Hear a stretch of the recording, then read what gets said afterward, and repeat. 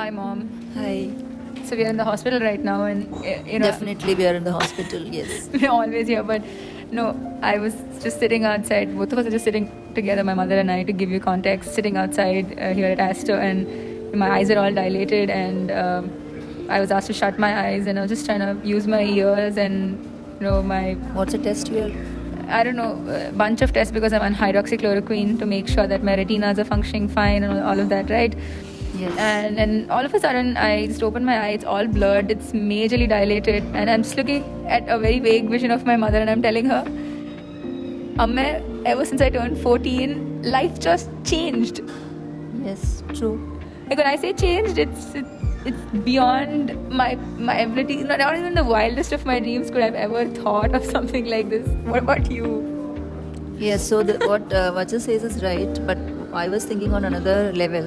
Being a teacher, I've been used to visiting, countries where the stringent measures of evaluating school standards and the learning teaching standards are done. So I was reminded of two terms called progress and attainment. Mm-hmm. Progress is what you are with respect to what you were before. Attainment is something which I've set as a goal, common goal.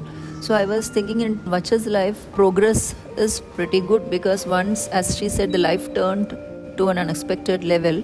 Topsy-turvy, but it was a roller coaster, whatever you can say. You can use all beautiful words. Do you remember how one of my friends gave me a surprise visit to the MICU, right? And one of the first questions he asked me was, will your parents actually let you go now for the next IRA Con, so the Indian Rheumatology Association's conference happening in Indore this year? And it's such an honor and a dream come true for me to be invited to speak about a topic that's very close to me, which is bridging the gap between patients and rheumatologists and support systems in India, etc. And the first question was, will your parents let you go? How will you go? And it made a lot of sense. But what was so exciting for me was the fact that that was never even something that came to any of our minds. Like I never even had the thought that you would be concerned. Yeah. Neither did you ever think, what will happen? She has to go for Indore. In fact, we were looking forward to it after one of the biggest shockers we've had in the last 1 week, right? Straight into the ICU with low saturation. Because now when I really think about it, it is incredible that we have reached that state of evolution. Incredible resilience, yes. Yeah. I was thinking of an analogy. There is a difference between a person who is in the battlefield like a soldier and a person who is witnessing or hearing about it, second-hand information. The person who is in the battle, facing the battle and making strategies has a totally different outlook from a person who is just not part of the battle or who is just hearing some informations. The fear level, the way of approach will be totally different. So we are right now in the battlefield. Please remember, we are all soldiers or warriors, which is this Lupus warrior. So our mindset, it's very difficult to emulate unless you are in that position. No, but on a very rational point of view, even I would have probably been anxious if a dependent of mine is going somewhere far after showing such scary comorbidities and complications. So, what gives you that confidence?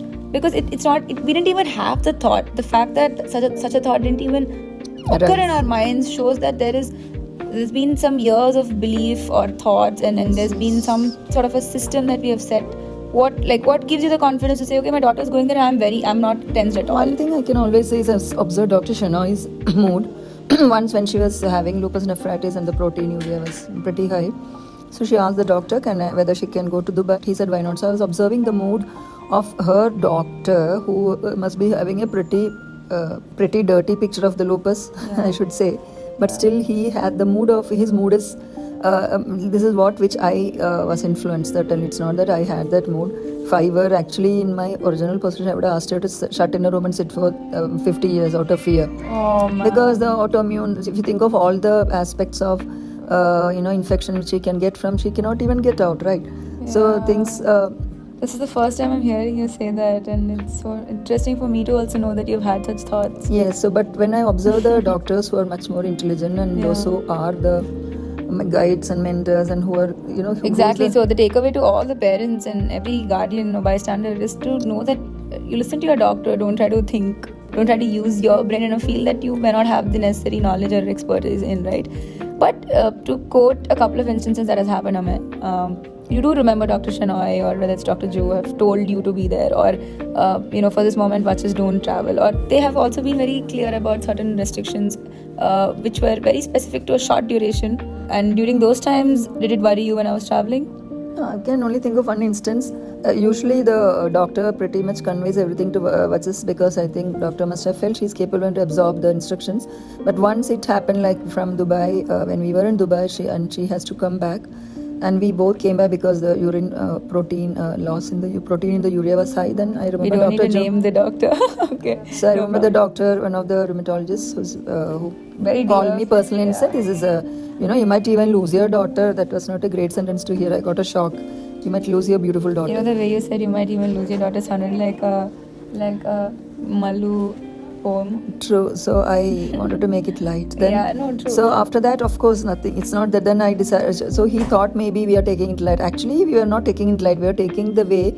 We're taking it in the proper way. That's what I felt in Yes. this particular situation, which is it's not a fever. It goes okay. You take a dolo and you're cured. So it's a life management. So the life management is a philosophy. A school Get of ready to battle for the rest of your attitude. life. Yes, That's yes. like And you of never course, try to certain escape specific it. instructions will definitely follow. But otherwise, there is a philosophy and belief system. We have to cultivate ourselves with expertise. So true, so true. I mean, as a parent, does it concern you that will my daughter, who has a pretty challenging disease, find someone who, because that's why you see parents are always concerned about. True. But then, if you've noticed, today we met a handful of people. We have been interacting with some incredible people who are single at the age of 60 and are going through their own treatments and are very sorted, living in the present, have a very solid support system that can simply be, what do you say, put in place with just having some money in hand. That is one fortunate thing, is that this particular episode in my life is happening in to 21st century. Had it been in 19th century, this question would have baffled me and completely put Killed me you. off, because Yeah.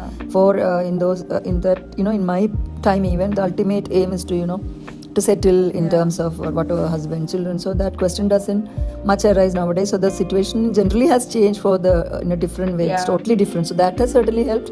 And even otherwise, when we get into such situations, we think very deeply, what is the other way around? Why is it not? Why cannot be the other way? So, and I find it's pretty good. There is nothing stopping much from having a beautiful life. Life can be very beautiful, dynamic, and very intellectually utilized, intelligent, utilized in terms of intelligence, emotions. Life can be very colorful. Right. Amidst You all ha- this very difficult situations, I should say. Yeah, very difficult situations. I mean, I remember you also going through such a tough time, and my saturation dropped, and I was somehow assuming Yeah, I was that like an animal going that side, this side, touching your feet. Like animals become helpless if they like the mama bear. The mama Yeah. bear is sniffing and making sure the Yes, child bear is alive. Yeah, actually, And it was just, so good. I think it was now I find. pure. Yeah, it just gives me so much privy to human emotions and the motherly emotions. And as someone who was barely able to breathe and freezing to death with 104 fever, my eyes were just looking at my mother. I was just looking at my mother and I'm just watching, and I wanted to wink at her and say it's all fine, don't worry. But at that point, you're just too weak to even do that.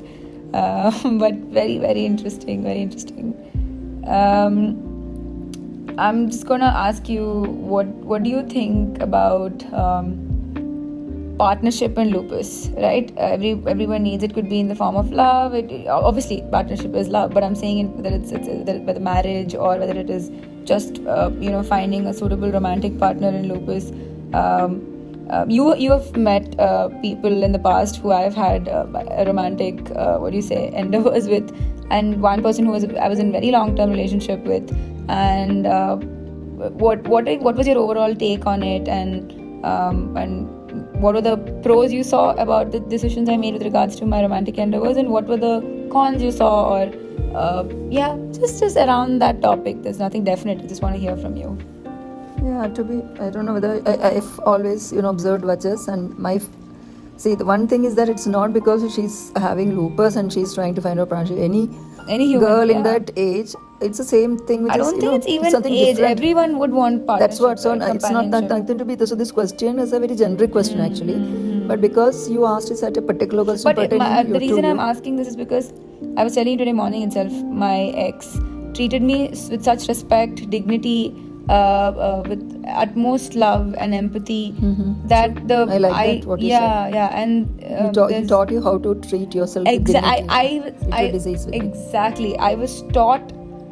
Now I know what is the bare minimum I need to settle for, and that is, he set the bar high, and I know how well to be treated, right? Whether it for my dad, my family, or even my ex boyfriend, there was a learning with regards to how to be treated.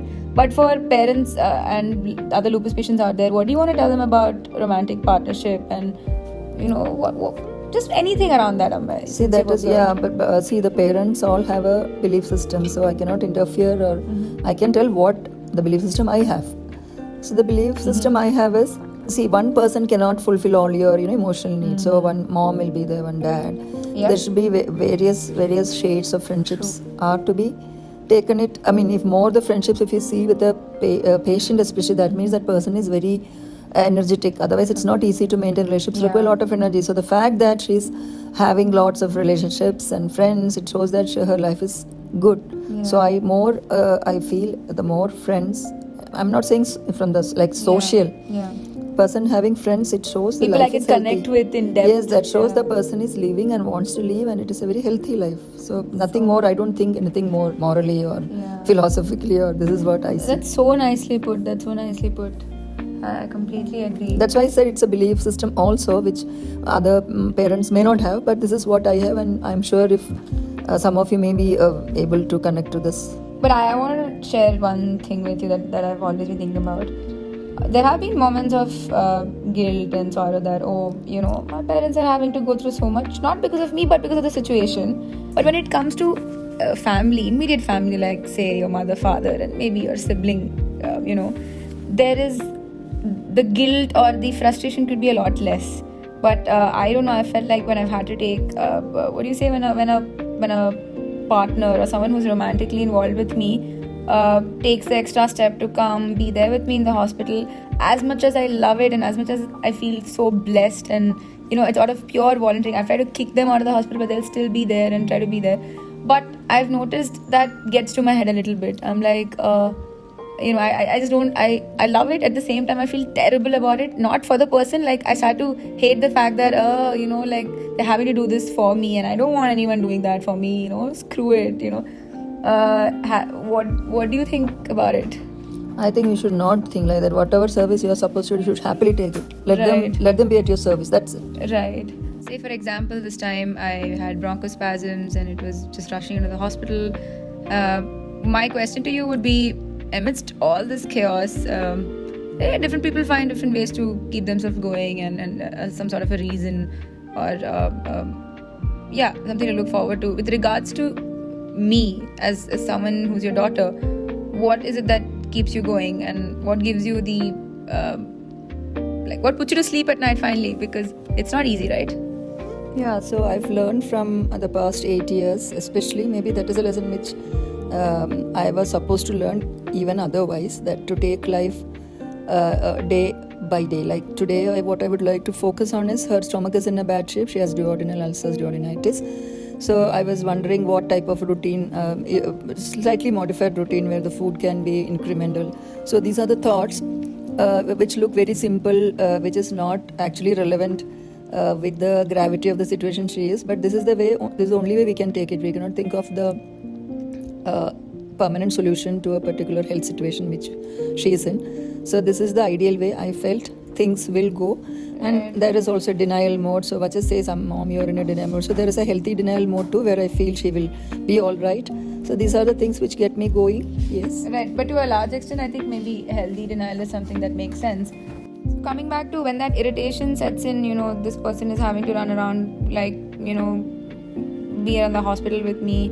I feel irritated. You don't feel like that with me, right? No, with mother and father, you don't feel that. Very good. And how do you not? But at some point, your partner someone who loves you would want to do that for you.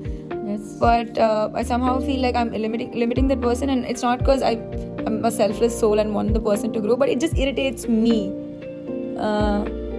What do you think? That is the situation of a person, any person who is thinks that they are depending on others. So that I think I'm not even calling it dependence. Like, say for example, I know that my ex or people who are showing romantic interest in me now are always around, and there's no need.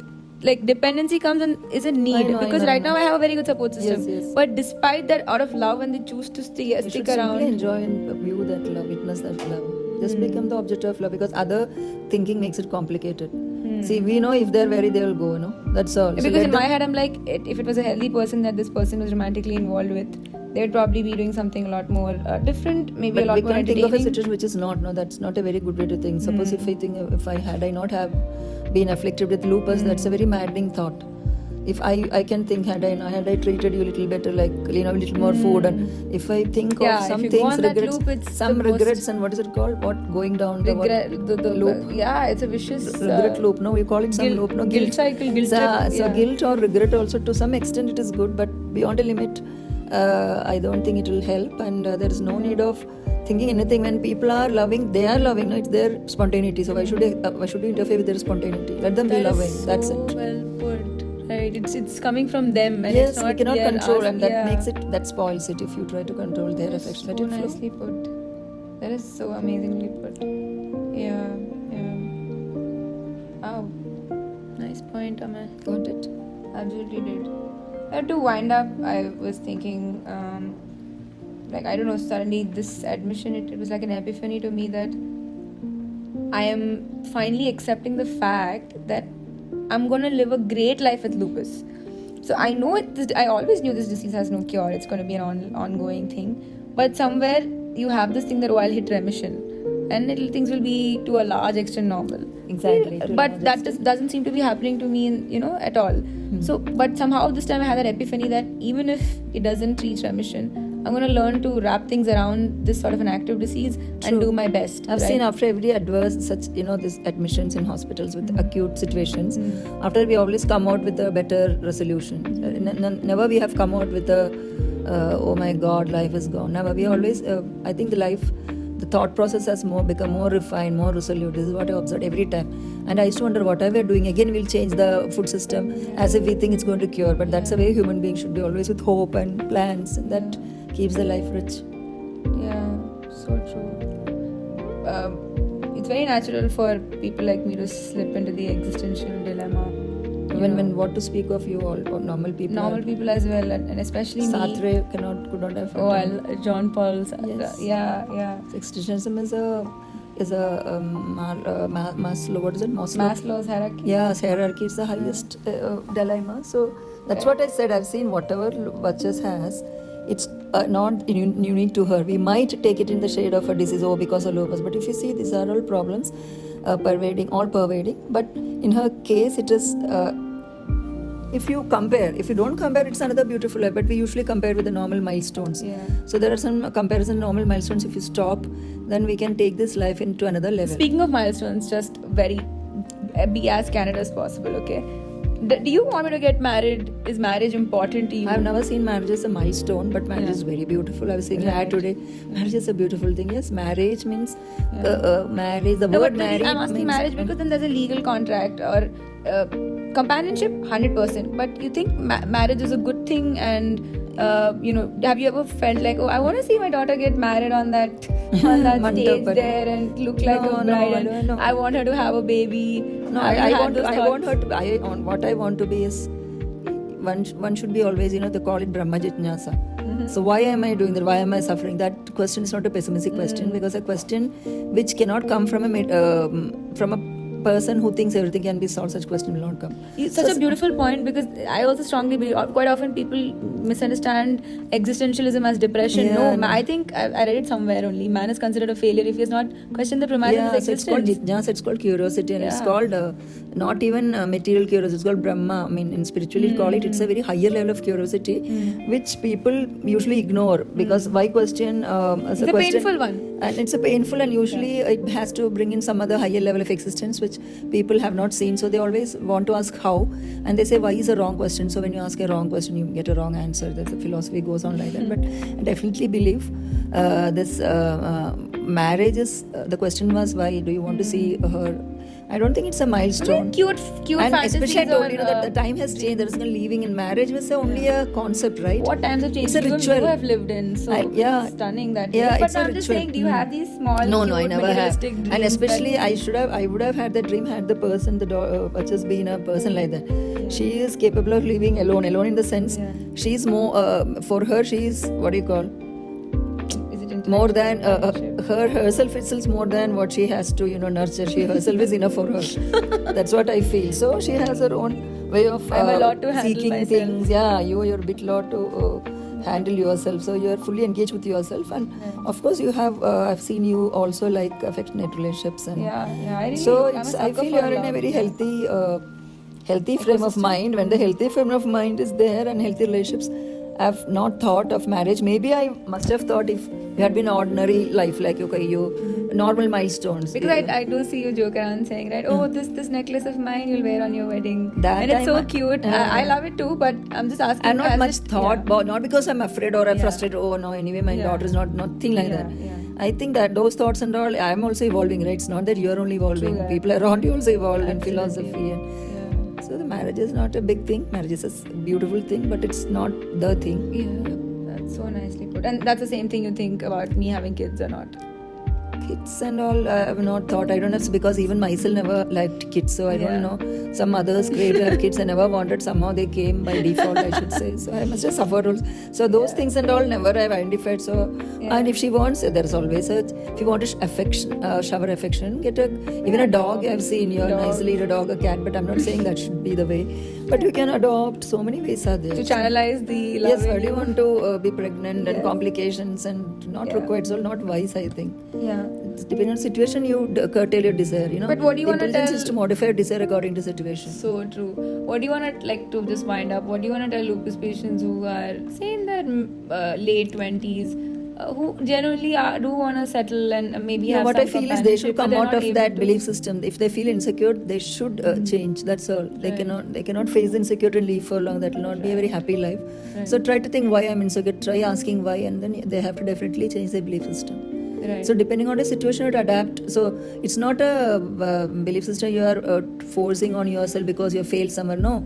Right. Different situations require different belief systems. Do you That's think all. it's tragic if a lupus patient, since we're only talking about lupus, and someone who's going through all this is unable to find romantic kind of love? The love is in different flavors, forms, shapes. I can't even tell I don't you, think right? it's required. If you can't find out, just be love. Yeah. The love itself is so great. Love someone, that's it. Right. It may not be romance. Seeking too much romance is very dangerous because it's not much there. It's not long Finally, lasting it is. also, It is a real love. No, the affection, giving, understanding, and ignoring certain irritable things in others. I find that is the greatest form of love. To know the irritable part of others and to bypass and focus on the good part. That's where more than romance, all these things finally, come in the ambit of love. That's so Romance is beautiful. I'm not saying it's the most beautiful part, but if it is not there, one doesn't have to commit, suicide or something. Right. There are more beautiful aspects of love, like what I said. Yeah. But what is that one thing that you think can give me joy and satisfaction? You have observed me over so many years. What gives me? When have you noticed that? Oh, whenever Vachas does these set of activities, or whenever Vachas reaches this place, or whenever Vachas engages in a certain way, that No, is I the best definitely state she's feel in. it's a great challenge to remain happy with the lupus condition because Happy is a faraway unrealistic thing. word. Yeah. But I'm talking about even mood. No, balance happy the and- word is unrealistic even for a normal person. Normal Again, that's why I'm person. saying Yeah, again. These yeah. are all applicable to everyone, but in the specific case, it's not possible. The medicines might induce depression. So it's a great challenge mentally and physically. So there is always a fight going on, and those who have it, they have the capacity to fight. That's what I feel. So we don't have to be afraid, how she's going to. I'm sure she must be finding her ways and means, music, or live or a walk. So a person who is seeking to weed out this so-called But if depression, I had- that is healthy. But if person gives up, I'm afraid. So I don't think Vachas has ever given up. That's the greatest thing. Giving up and remaining depressed, it's very, very dangerous. But accepting it, they say I'm taking medicines now, I'm so much depressed. But if I'm sorry to cut you off. If I had to ask you a question, if you want to tell, Vachas is sitting in front of you. Vachas is not me, okay? And you're just talking to this person, Vachas, and you know her completely. And over the years of observation you have made on Vachas, if you want to tell her one thing that she should continue doing or she should, level up because you think it has a positive impact on her, what is that thing you would say it is? What I would like to say in that instance is you have to just take care of yourself. That's all. You don't have to much think of others because now everyone can take care of themselves, even about mom or dad or brother. If they ask for help, give it. But I know my question is, what according to you is that thing that gives Vachas the drive to keep going? That's what I said. What which might not give Vachas drive, maybe thinking of others. Might be. I'm saying the other way. Oh, very nicely put. Yeah. What might give you drive, so many things, but sometimes more important to be careful, cautious about what is impeding that drive. Right. So impeding that drive, maybe I don't know it much. Yeah, I like that. That's a very interesting way of putting more than what you're saying. What the is other way and what around. is not. Because in this case I feel that is a learn, because so many things are can keep you going. Some things which can impede you is not much. You may be having a belief systems. So sometimes you may be having people around you which may not be in line with the beliefs, so that you should not get perturbed, because I'm sure perturbance can flare up lupus. You should be very peaceful. That I know as a mother, not as a clinical thing. I feel you should be always peaceful. Whatever happens, nothing is great is happening. Everything is fine. But still, life is challenging for everyone. Emotionally upheavals for everyone. But for you should be very careful about not having emotional upheavals. For us, we can manage. Right. For you, it might, and your health will become very bad, and it's very painful to see.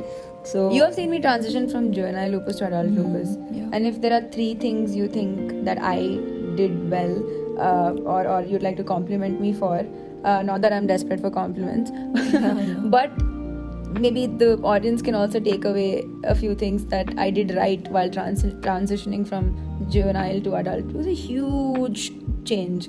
It's like taking a slap every minute, from juvenile to adult. And what are the top 3 things you think I did the right way that I should continue doing, or other patients can also try? One thing I thought it is in her, or maybe she cultivated the thought. She was more occupied in thinking of how to help others. Now, I don't think it happened because she must have thought, okay, now this is the only thing I can do. I don't think so. Maybe that's also good, great, right? But let me focus on what I can do. I had my own stuff. Yes. And there is always, I told you, nobody is designated as a person or a patient who cannot do anything. So there was always pressure on her to function normally, I feel, more than abnormally. Right. So the viewpoint, why can't you do that? Especially her dad, I felt, as a mother, I used to feel sad. He used to come and say, I think Vachas should do a little more focus on the work. So I used to think, what is he thinking? He is not. But on the other hand, I feel the dad has taken like a normal person. Yeah. So that's great. I've seen even the case of mentally afflicted people, if you take them normal, they become normal soon. But if you, as soon as you think, yes, he's a mentally sick person, and the vibrations, interactions, everything make it worse. You don't let that filter. So this has helped her, because and we never interfere too much. We don't. One thing is very important. Another important thing is we are not so socially graceful, inverted commas, so that 100 people come and us always watch us.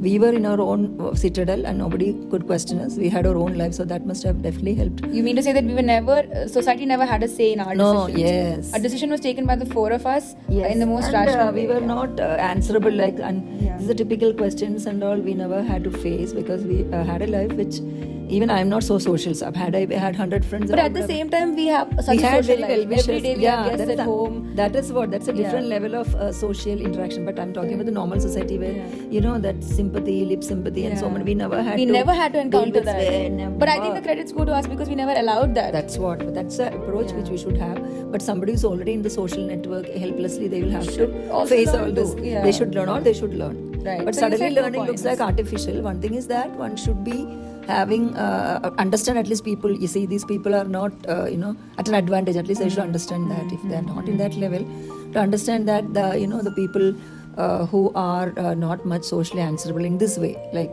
especially when you have a difficult situation, it may look like rude, but that is which may make us focused and focus on the cutting out the noise. Cutting out the noise and focus on the needful instead of So you mentioned 2 points. The third point that you would like to say that? Third point is third point what she did right was, I think she always wanted to engage herself with intelligence, and so never I've seen her lazy. Everyone may be lazy, but I cannot, when I try to define her laziness, I've never been able to trap her. Maybe she's very shrewdly lazy. So this is one thing, not like normal people, because when she is having lupus and sleeps, I cannot call her lazy, right? So there is maybe shade of laziness. Okay, normal person, I would have nicely beaten her, come on, get up. To her, I cannot say, because I will be very sympathetic, let her sleep more. So laziness I've never seen, I was not able to define or identify in her. But otherwise, she's active. She's not Engaged. depressed by nature.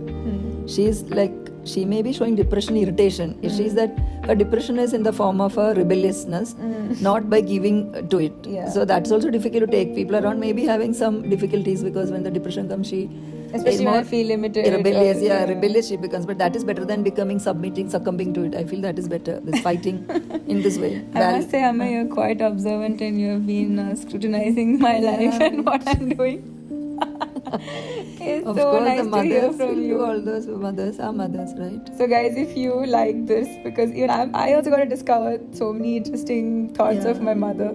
She is a very exciting Pandora box of thoughts, and I just totally feel so happy to have known her perspective too. If you like it, let me know. Like, send me messages. You can get in touch, and I'm here to make lupus visible, and not just the medical aspects, but the entire socio-economic aspect of it, and in fact the existential and philosophical aspect also of battling extreme challenges in life.